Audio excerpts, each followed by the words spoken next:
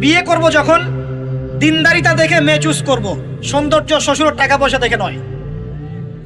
হ্যাঁ, সৌন্দর্য থাকতে পারে, সৌন্দর্য থাকলে নূরুন আলা নূর, আরো ভালো।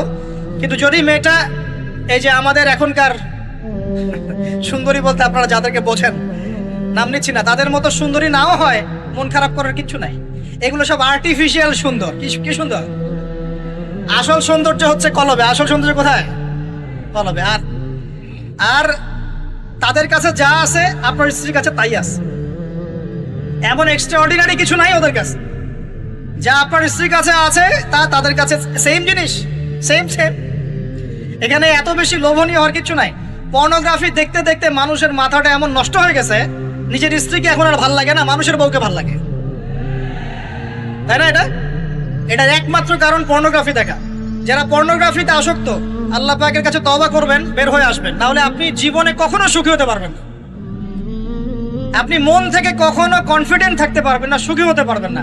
আল্লাহর সামনে দাঁড়ায় চোখের পানি ফেলতে পারবেন না। চোখটা নষ্ট হয়ে গেছে তো। আল্লাহ পাক আমাদের যুবক ভাইদেরকে পর্ন থেকে হেফাজত করুন।